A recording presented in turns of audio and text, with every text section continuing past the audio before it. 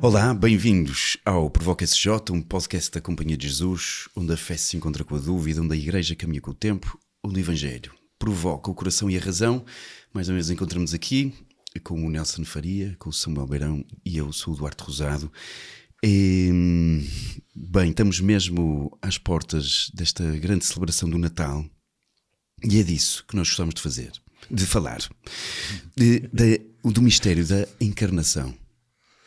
E há uma história, gostava de começar com uma história que me contaram no outro dia, há muitos anos, que é o seguinte: a Bíblia, falar da Bíblia, diz assim: a Bíblia, antes de Galileu, achava-se que a Bíblia contava a história de como, como é que era o céu. Depois de Galileu percebeu-se que a coisa era um bocado diferente da concepção que se tinha e começava-se a dizer que a Bíblia é a história de como se vai para o céu. Mas nem isso está muito certo. A Bíblia conta a história de como o céu vem. Boa, bem apanhado. Bem apanhado. Que é, no fundo, a Bíblia, assim, grosso modo, conta a história da encarnação. Que é isso que celebramos. Portanto, é uma coisa importante. E, na verdade, também é, talvez, o mistério da fé, o mistério da fé cristã, digamos assim, dos cristãos, mais original. Porque é, no fundo, a vontade de Deus de ser Deus connosco. Pronto, que isto depois também se pode dizer Emmanuel, em hebraico, a raiz vai lá dar. Portanto, é isto que estamos a celebrar. Ou é as luzinhas e as prendas, ou as luzinhas e as prendas são um sinal de quê? Porque isto é mesmo sério e é mesmo profundo, e acho muito bonito. Nós podemos estar a discutir até coisas neste episódio bastante profundas sobre sobre o mistério da encarnação que estamos agora nestes dias a celebrar. Realmente é extraordinário. Eu gosto mesmo muito esta expressão, é mesmo muito feliz. A Bíblia aponta-nos como é que o céu vem. Porque, de facto, é uma das coisas que mais me fascina ao entrar na história da salvação.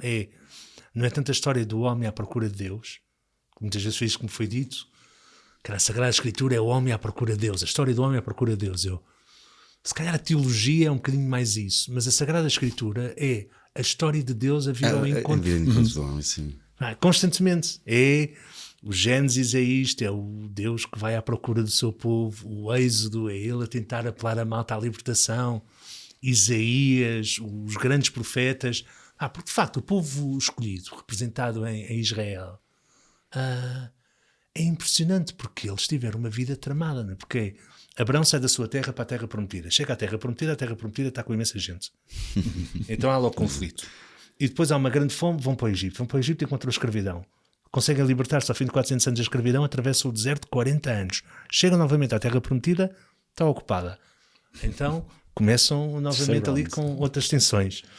No meio disto, a certa altura, lá conseguem tomar posse da terra prometida e de repente divide-se o reino de Israel em Judá e Israel. Dividem-se. Depois veio os assírios, os babilónios, os persas, os gregos, os romanos. O povo judeu está constantemente a dizer: nós somos o povo escolhido, mas parece que Deus se esqueceu de nós. Esqueceu completamente. E depois há uma série de figuras, os 4 profetas maiores, os 12 profetas menores, a dizer: não é bem assim. O que acontece é o que é que estás a fazer com o teu coração, porque Deus está-te a chamar a uma boa vida e como é que nós o estamos a viver. Sim. E de tanto ter prometido que o céu vinha, não é? Depois veio mesmo, não é? Em Jesus, não é? que é o que completa esta história que o Eduardo estava a contar, não é? Completa isto, que é quando o povo já perdeu quase a esperança, não é? No sentido de, então, mas afinal, quando é que vem? Quem é que vem? E vem mesmo, não é? E Deus, Criador, Pai, depois de prometer, o Verbo encarnado, Jesus, está aqui, não é? O Santo Inácio diz isso nos exercícios espirituais, não é?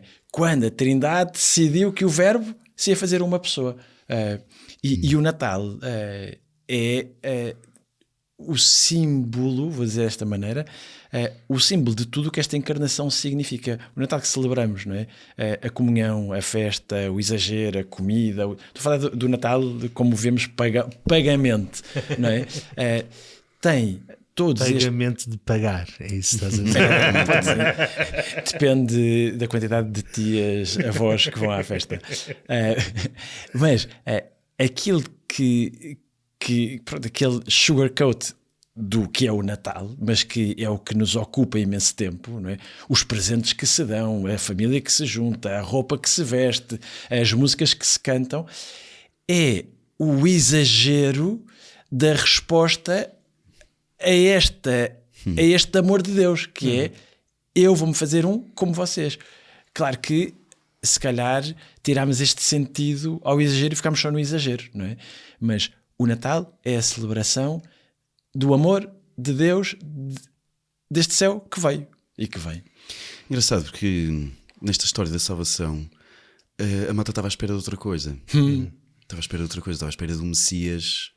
Até, mas mesmo os discípulos, intui-se ali que a malta estava à espera de um Messias mais político, que viesse salvar o povo dos romanos, não, depois dos outros todos que vieram antes, mas que viesse salvar.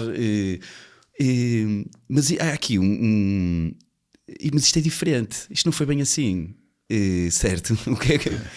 Não, há um desconcerto enorme, porque de facto... O Samuel já começou a falar disso, mas que é... Um desconcerto enorme, porque de facto é um Deus que vem ao nosso encontro. E esta promessa de Isaías, né? Ele próprio vem salvar-vos. Eu acho que as pessoas não estavam mesmo à espera de uma encarnação. Eu às vezes vou ficando cada vez mais convicto disso. Eu acho que eles estavam mesmo à espera de uma outra figura como Moisés, como um outro ser humano que os fosse liderar. E isto é do mais desconcertante que é Jesus, que é, ou sobre Jesus, que é a segunda pessoa da Trindade. Deixa de dar, desculpem, isto é mesmo horrível, não vou dizer assim.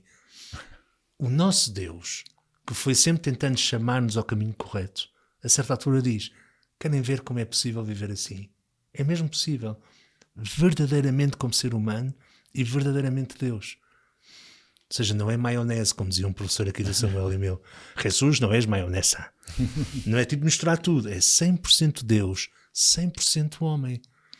E isto muda. Isto é um nó que foi muito complicado. Nós chegámos a esta conclusão. Foram séculos. Foram séculos. Todos os concílios foram aí. Como é que se faz isto? Como é que se resolve este problema? Sim, e muitas das heresias que nós dizemos sobre Jesus, que nós dizemos ainda sobre Jesus de vez em quando nos escorrega a língua, ou que ainda hoje vamos ouvindo, é que ele era um homem particular, um homem especial. Não é. Desde o início nós pensamos que ele é mesmo Deus. Então é Deus. Não, nós achamos também que ele era verdadeiramente homem. E São Gregório Nazianzeno, assim, um nome complicado para encher assim bem as redes, tem esta frase extraordinária que é: o que não é assumido não é redimido. Então ele tem de abraçar completamente a humanidade. No batismo, que o Espírito Santo habite a humanidade, para depois nos enviar o Espírito Santo para que nós possamos viver a partir do Espírito dele. Cada ser humano, templo do Espírito Santo. E quando nós entendemos, mas é que para Jesus era mais fácil porque era Deus. Não, porque Jesus também, na sua humanidade, vai ganhando consciência de ser Deus, não é? Ele chamou-lhe a inabitação do Espírito Santo, que era importante que o Espírito Santo habitasse um corpo humano para que ganhasse uma familiaridade diferente com o próprio ser humano. Isto é uma cena que estamos em mistério de Deus. Sim. Que é extraordinário, a cena da inabitação, desculpa. Não, e nesta inabitação, para que a Trindade, para que o Espírito conhecesse, não é? Há outro desejo enorme de Deus, desde o início dos tempos, que é que seja para a humanidade toda, de todos os tempos e sempre. E, portanto, esta encarnação que não é política, não é? Que acontece de uma forma muito antidivina para o olhar daquele tempo, e se calhar para o nosso também, que é o anúncio é feito a uma mulher, tu vais ser a mãe do Filho de Deus, de uma mulher profundamente centrada em Deus, que está atenta na sua oração, na sua vida, mas que não deixa de ser mulher no seu tempo. E, portanto, é a uma mulher que o Criador diz: tu vais encarnar, vais ser a mãe, a portadora da encarnação. No nascimento, os anjos vêm cantar isso aos pastores, nómadas, outcasted, fora dos muros da cidade, não é? E, portanto, vocês é que vão entrar na cidade para cantar esta glória que nós cantamos e para adorar o menino. E os estrangeiros, que vêm de todas as partes do mundo, porque nos seus reinos já não chegava o que tinham, porque nasceu o Rei dos Reis. E, portanto, a encarnação não é anunciada primeiramente ao protótipo de quem devia receber a mensagem de um Messias todo-poderoso, mas é anunciada aos que mais facilmente podem acreditar que Deus, profundamente, totalmente divino, também é totalmente humanamente frágil. É bonito isso. Eu gostava de pegar nisto depois a seguir. Antes disso, vou ter que ir a um tema mais complexo. Porque nós, que como se já não fosse verdadeiro Deus, verdadeiro homem. Mas acho que é muito importante isto, que é, no credo também dizemos, para a nossa salvação desceu dos céus. Portanto, o céu veio, para usar a expressão inicial, para a nossa salvação. O que é isto? De que maneira nos salva? De que é que nos salva? Esta salvação é necessária? Hoje ainda precisamos dela? Então, essencialmente, a salvação já foi dada por inteiro. Dada. Mas falta vivê-la. E esta aqui é que é a nossa dificuldade. É se eu estou disponível para viver a salvação que eu já recebi por inteiro no meu batismo. E a história vai-nos mostrando que há aqui o drama da liberdade humana que nós ainda temos de agarrar. Nós precisamos ser salvos. Né? A primeira coisa é, o que é a salvação? A salvação podemos dizer isto de várias maneiras. O Gerhard Müller, que foi perfeito para agora dicastério para a doutrina da fé, tem uma definição num dicionário de teologia que eu acho que é bom, porque é intuitivo, que diz algo do estilo a busca da verdade e do bem em liberdade amorosa. Isto é que é a salvação. É ter uma vida orientada para o que é verdadeiro e para o que é bom, em liberdade amorosa. Então, do que é que o Senhor nos salva? Salva-nos da armadilha de nós acreditarmos que devemos ser autossuficientes. Bonito. Salva-nos da ilusão de que só isto é que é necessário. Salva-nos principalmente, acho eu, da ideia de que eu sou Deus. Eu sou um filho muito amado.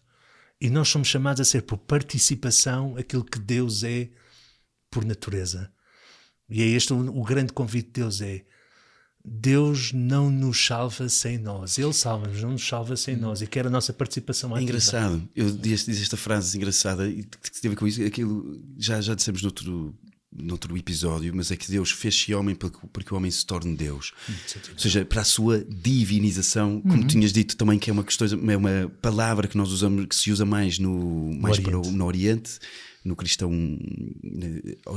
Oriente, e não tanto cá. Nós usamos mais santidade, santificação, etc.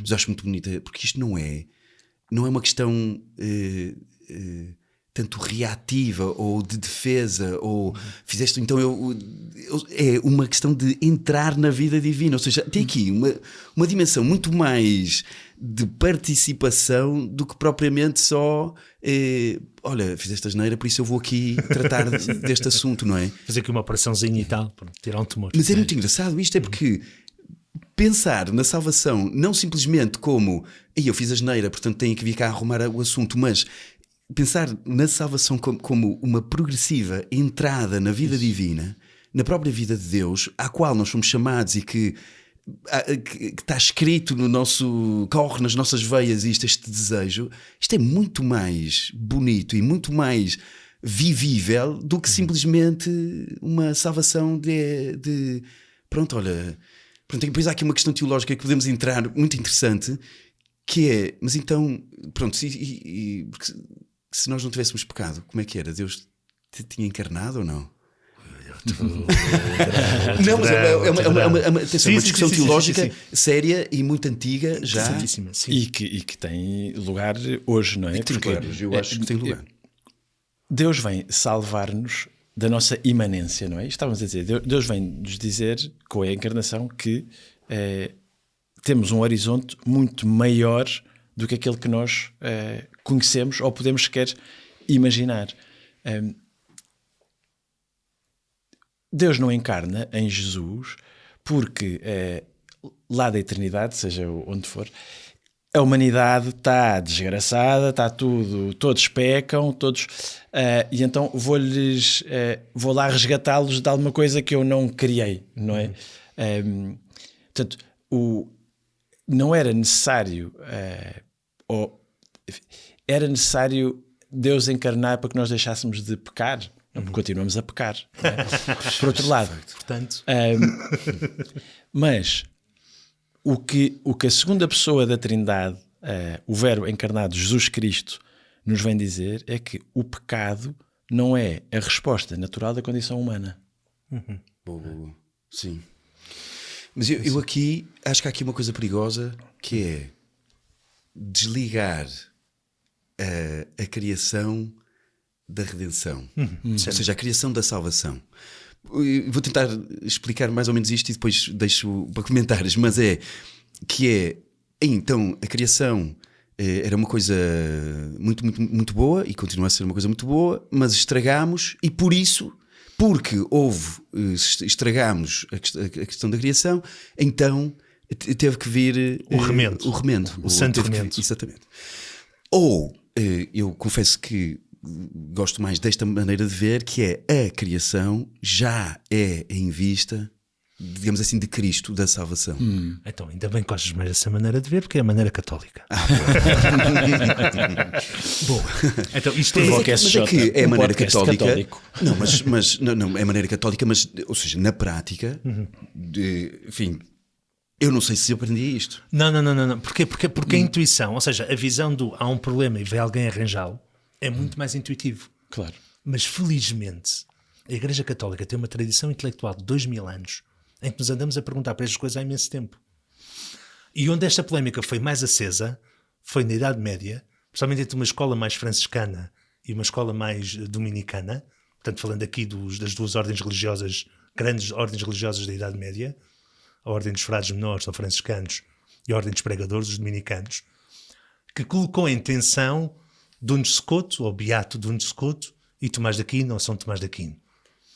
Por coisas que, bem dizer, não é tanto o que eles andaram a dizer, mas sim o que depois os scotistas e os tomistas começaram a dizer que eles diziam. Então, Duns Scoto, diante da pergunta, se não houvesse pecado, era necessário a encarnação? Ele diz, sim, porque a criação já tem em vista Cristo e a revelação de Cristo. Nós fomos criados à imagem e semelhança. Então, Adão, Paulo também fala disto, né? De Jesus como o novo Adão, diante dos olhos de Deus, para dizer isto de alguma maneira, já está Cristo e a revelação de Deus em Cristo. Tomás de Aquino, concordando com isto de Duns Scoto, como é uma pessoa mesmo muito subtil e muito pormenorzinho, o que ele vai dizer a certa altura é: podemos encontrar outras razões para dizer isto, mas de facto na Bíblia a razão que aparece para a redenção, o que aparece mesmo explícito, é o pecado. E então vai usar uma fórmula que às vezes nos escapa a subtileza, de que ele vai dizer é convenientius dictur. Então é mais conveniente dizer que é pelo pecado, é por causa do pecado que se deu a encarnação. Mas ele diz, ou seja, portanto, reparem bem na subtileza, há outras razões, pode-se dizer outras coisas, mas na Sagrada Escritura só há mesmo esta razão. Então eu creio que é mais conveniente dizer isto, mas isto não quer dizer que o resto não se justifique. Ele na oração pessoal, de certeza.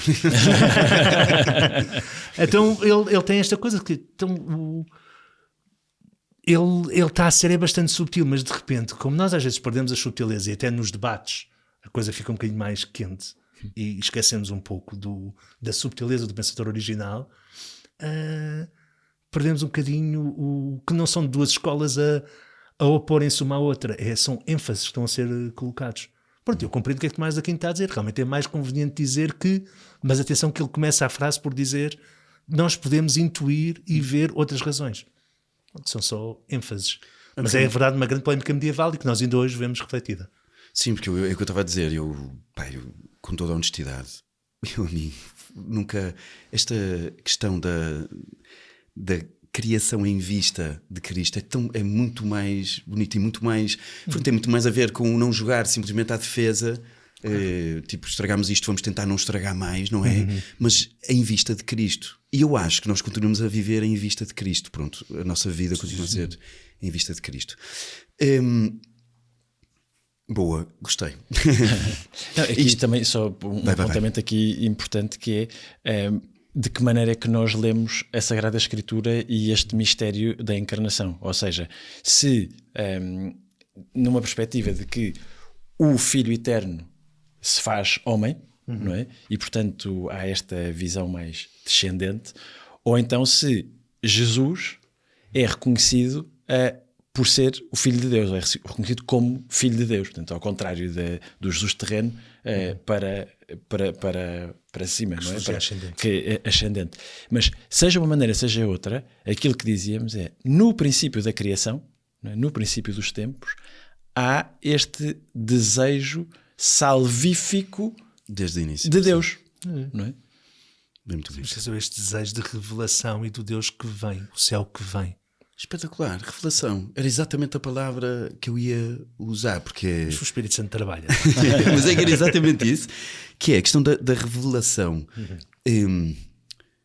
Eu gosto muito desta ideia de que pronto, se queres saber quem é Deus, olha para a maneira como ele se mostrou, se deu a conhecer. E gosto muito desta, e por isso olhar para Cristo é verdadeiramente saber quem Deus é e a maneira como age, como fala, como salva, os gestos que tem. São os gestos concretos de Deus na história.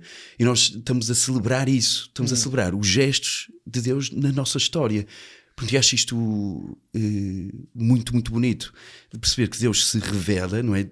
Vai tirando os véus que o cobriam, depois de uma história longuíssima de espera e de desejo e de repente, quem é que eu sou? Está aqui estou aqui, sou eu. E isso é muito importante para outra coisa, que é, a partir do momento da encarnação, de que Jesus veio, Jesus não veio só agora anunciar outra coisa, agora vem anunciar a redenção, agora vem... Não é? Começa o início efetivo deste...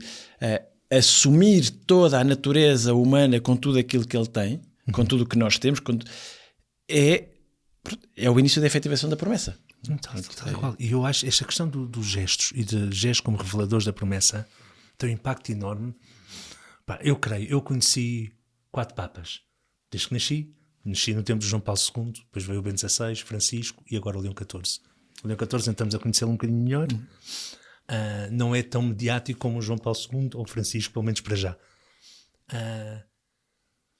Jesus teria a erudição intelectual de um Bento XVI. Eu não tenho problemas em dizer que se calhar até tinha para o seu tempo.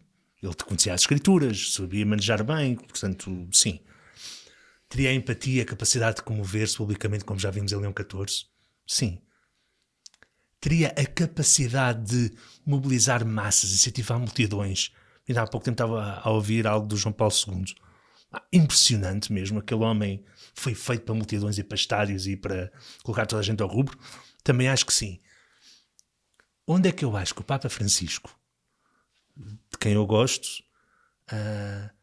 mas que acho que não era um ótimo orador, não tinha a mesma... Para o João Paulo II é nível, está para lá de Champions League. E é um homem com uma grande consciência intelectual, mas não era um Bento XVI. Não foi que eu acho que ele teve um impacto no mundo, será que estou a ser um bocado injusto, mas acho que ele teve um impacto no mundo intra-igreja e extra-igreja ainda maior que o João Paulo II. Porque o Papa Francisco era um Papa, os franceses diriam beau geste, gestos belos. Ele era capaz de ter gestos incrivelmente belos e isto, de facto, esta linguagem dos gestos toca ao coração de todos.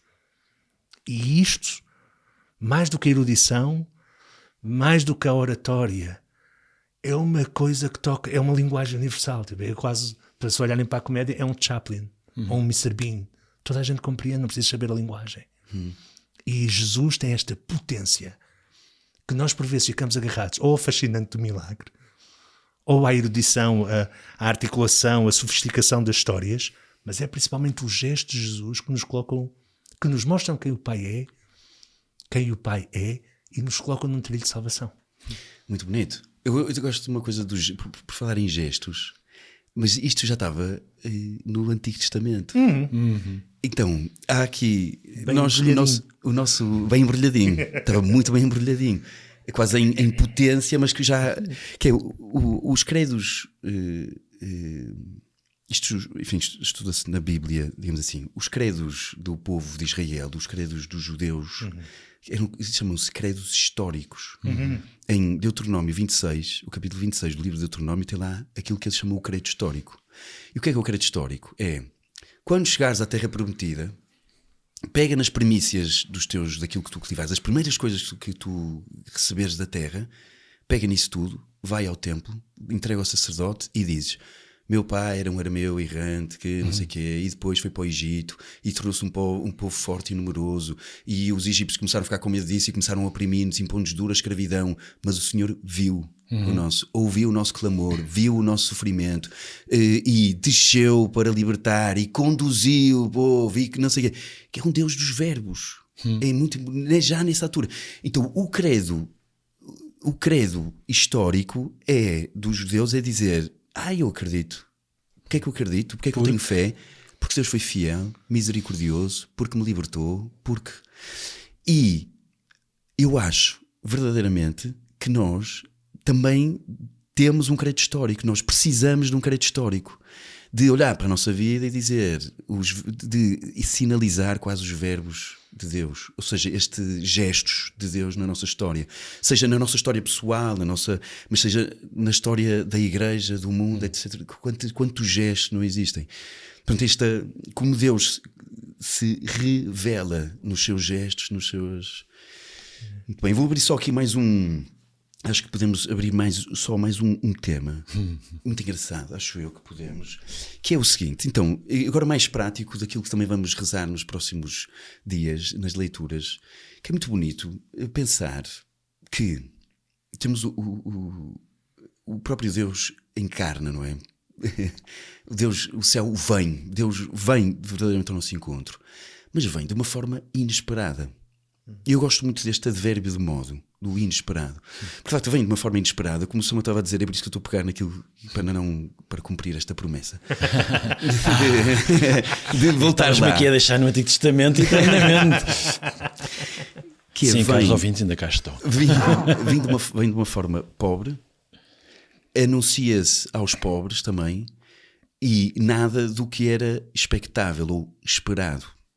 Pronto, e eu devolvo isto de uma forma espiritual, que me parece também que nós devemos estar à espera de um Deus de que não estamos à espera, de alguma forma, que vem inesperadamente, e não segundo a nossa folha de Excel que temos cá dentro, não segundo simplesmente as nossas expectativas, mas eu acho que o Natal nos abre de uma forma inesperada. Eu acuso o toque. Boa. Aqui há uns meses decidi que quando na minha oração pedisse alguma coisa, pedisse por alguém ou tivesse alguma intenção, que não dizia ao Senhor o que é que ia pedir.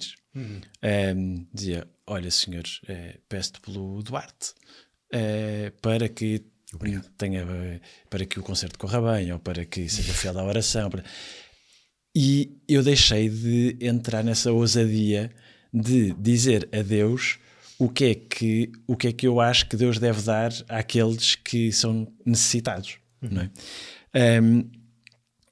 E isto tem a ver com esta iluminação que eu tive sobre o inesperado, que é Deus vem sempre de uma forma familiar.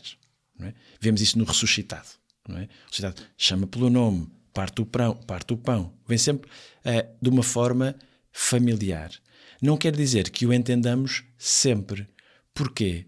Porque nos nossos conceitos divinos, até relacionais, achamos que Deus vem ao meu encontro quando eu quero, da maneira que eu quero, e que fica logo tudo explicado à primeira. Não é?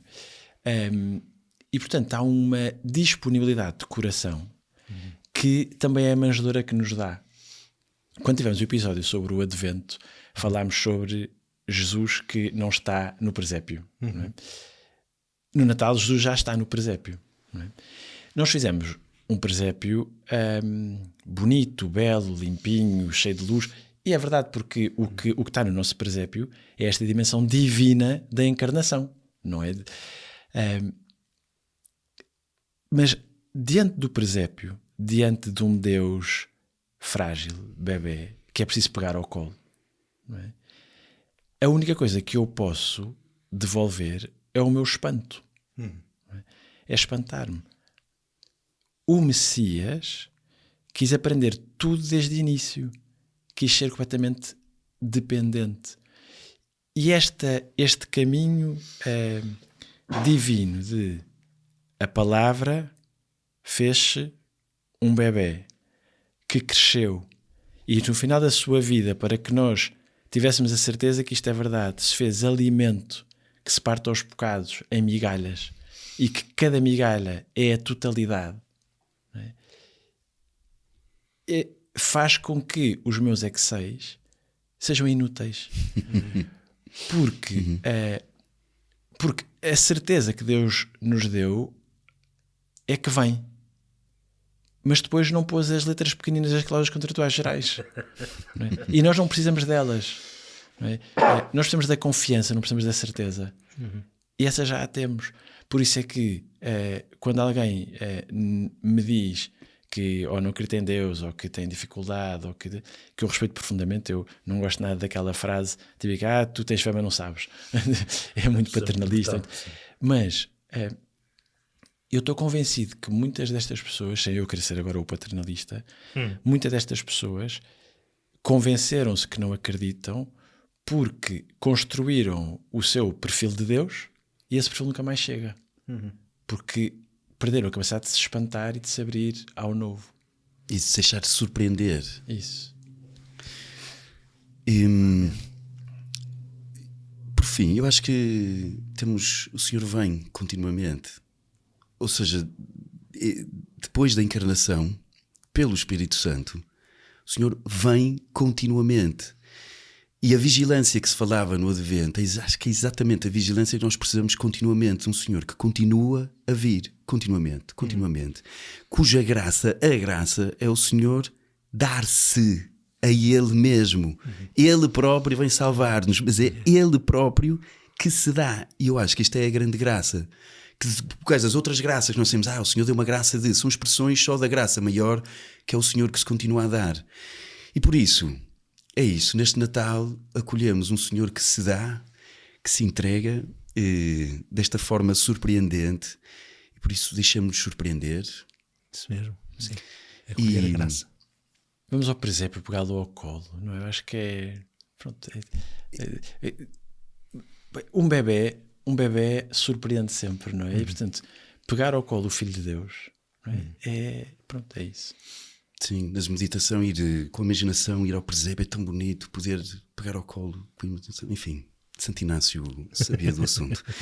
Muito bem, então deixa-nos surpreender, acolhemos este céu que vem à nossa vida, e se este episódio te provoca, se te provocou, é possível que provoque outros, por isso partilha. Se te ajuda a viver este Natal, e nós esperamos sinceramente que te ajude a viver bem esta vinda, então partilha com outros, com os teus amigos, com a tua família. Se tiveres reclamações, diz. Se tiveres sugestões a fazer, diz. Nós também gostamos muito de acolher isso e de te ouvir. Presentes para enviar, já E, enfim, desejamos a todos um ótimo Natal, um santo e bom Natal, e que, enfim, que possamos mesmo acolher este Senhor que vem. Obrigado. Obrigado. Amém.